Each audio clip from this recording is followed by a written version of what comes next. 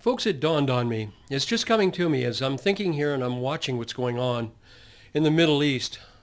And what I'm seeing is kind of taking me by surprise because I'm starting to see the merging together of Bible prophecies. And I want to explain that to you. First of all, let's just talk here about America and what it has said that it's going to do with Iran. Okay, Iran, the head of the snake is what we call it. It has, President Trump has said, you're going to dismantle your nuclear projects, all your ambitions for a nuclear bomb. You're going to dismantle all of it. You're going to get rid of it, and then you're going to verify it. You're going to allow us to come in and verify that it's been dismantled. You will not get a nuclear bomb. Iran says, no, they're not saying they're getting a nuclear bomb. They're trying to think that there might be someone that still believes that they're not. They said, no, we're not going to do that. So President Trump has said, and I'm believing he's going to be true to his word, he says, we're going to go ahead and we'll neutralize it militarily if you don't. And Iran's preparing for a war. Well, America is too. America's moving the B-52 bombers and a bunch of military assets closer to the Middle East. All right, now, here's the next connection. Netanyahu is to meet with President Trump tomorrow, which will be Monday. What are they going to talk about, do you think? We'll find out tomorrow. They'll tell us. But it may not come right out that they're talking about Iran. But remember, who's going to do the bombing on Iran? You have to figure this one out. Is it going to be Israel only? Is it going to be America only? Is it going to be both of them together? Because there's going to have to be some defense there if Iran should decide to, militarily fight back. So everyone's going to have to be on alert. Okay, that's that. Now, Israel, again, converging, has said to Turkey, you're not filling the vacated parts of Syria. Hezbollah has left, and then Russia has left. Syria right now just has that remnant of the leftover of the Taliban, the ISIS type, out of Idlib, is where they came out of, that northern Syria. They came out and they threw out al-Bashar, I think that's his name, the leader of Israel. They kicked him out, and they took over. And they call him HTS, and his last name is Sharara, I think. He's the one that's in control over there, and Turkey has been in contact with them. Turkey says, we're going to fly out there, a bunch of people. What we're going to do is we're going to have a contact with each other in hopes to set up some sort of a converging together militarily to help you to protect Syria. And Israel said that ain't going to happen. I think it was Wednesday last week, Israel went and sent them, Turkey and this new leader in Syria, a very stern message. Just wiped out 3 airports, inability for anybody from Turkey to fly over and land in there. I'm sure they're going to rebuild them before long. That's not the point. Israel has said to Turkey, you will not occupy any part of Syria. We won't let you. All right? This HTS guy that is in charge over there is pretending like he wants to get along with Israel. Look, everyone knows that, okay? ISIS, that Taliban, the leadership, they don't like Israel at all.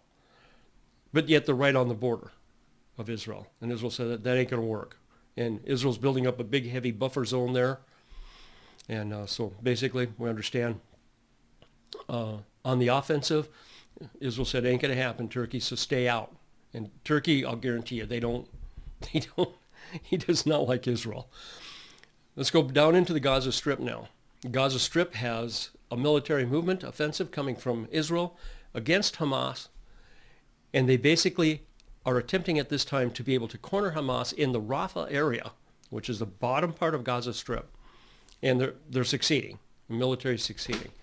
They're clearing out a lot of the land in the northern part and fighting off the remnant that are still standing there of Hamas, and they're working their way down. Now, Israel has said, we're not going to stop this until we get the hostages back. And Hamas, you will not have any participation of any type of anything within Gaza Strip. You're going to be gone. If you don't leave, we're going to kill you. And so Hamas is basically cornered, is what's happening. Hamas is looking, I believe, at this time for a way out of this. And what I see is just, again, was announced, and it's been announced before, but it was rejected. And that is Hamas, you give up all the hostages, lay down your weapons, and walk out, and we'll let you go. You'll be exiled. Probably Qatar, probably Turkey. I don't know, but they won't be allowed back into Israel at all. And that's their way out, or be eliminated. And that's what Israel said. And Israel's not going to change its mind. And Hamas right now, they're saying, we'll lay down our weapons. No, that's not saying that. They're saying, we'll release all the hostages all at once if you just exit. IDF, just get out of Gaza Strip and give it back to us. Israel's already said that's a no-go. It's not going to happen. All right.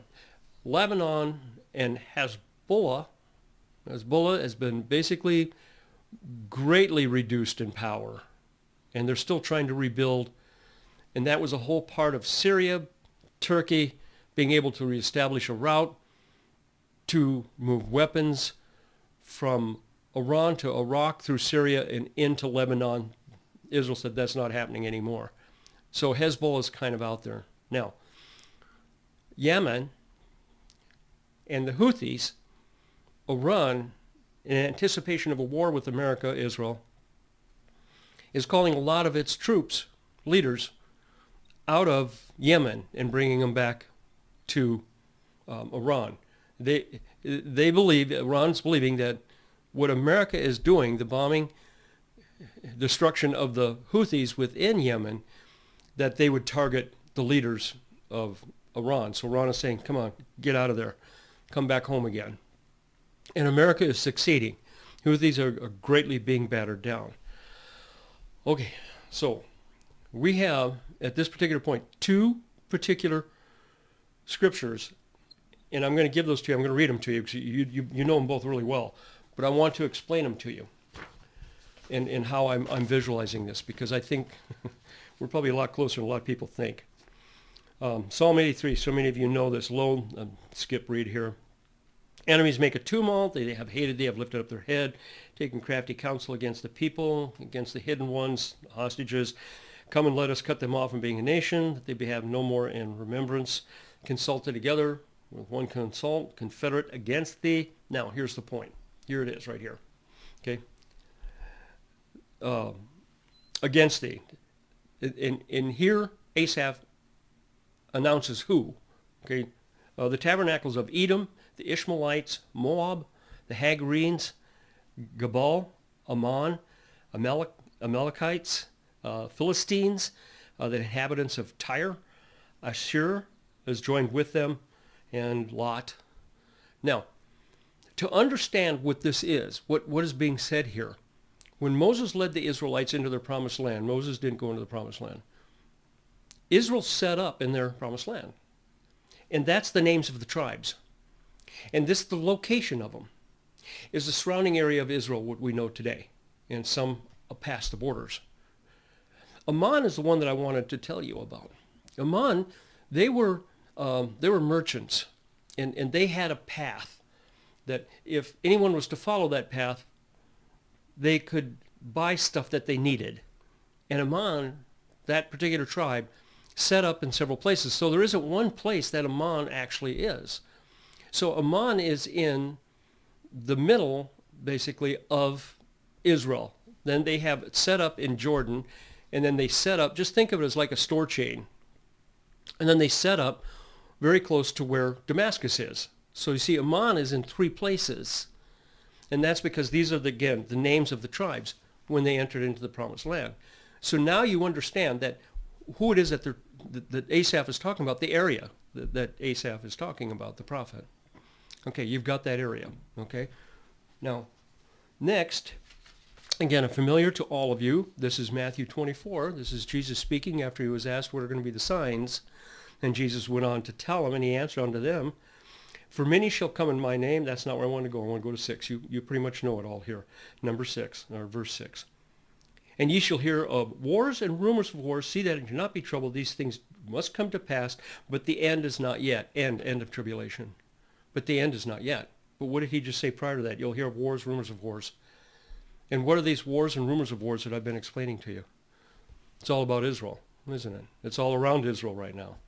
It's all in the Middle East. It's all right there for us to see. Okay? Well, I'll just let you think about that. I'll let you ponder on that. Because honestly, this is Scripture. This is events. And what is it that I do here? Anytime I see an event, I can match it with Scripture, I let you folks know. And that's what I do. I don't get into the news. News is out there for everybody and anybody. But when they start coming together, they start merging together, and I'm seeing this picture. I'm hoping that I was able to get you to see that same picture, realizing that, yes, we are getting much closer. How much longer? Weeks? Maybe? A month? Don't really know. Don't really know. Things could change. I don't see it. But I just gave you Hamas, Gaza Strip. Then I've given you Hezbollah and what's going on there. Syria now, which is involved. All these coming along with what's going to happen to Iran, head of the snake. All of these are tied together. I hope I made that picture for you. I hope this is helpful to you. Okay, that's it. Till next Sunday. One other thing, yes, I was one that took the video down. I attempted to try to repair it, and I just got frustrated and I gave up on it. And so I took it down. Well, I took it down to try to re-edit it, and it didn't work. I'm not good at editing. Okay. Anyway, I'll pick that subject up again at another time, more than likely, and I'll bring it to you. So it's not done with. But I was one. No one did anything wrong. It wasn't YouTube. It wasn't you folks. It wasn't nothing. It was just my mistake. The way I said it, it didn't come out right. And too many people called me on it. And I said, yeah, you're right. It doesn't sound correct. So that was the reason I pulled it down. Okay, that's that video thing. Don't worry about it. Water under the bridge for now. Folks, until next Sunday or something else happens. Does that sound good? Okay, thanks for stopping in.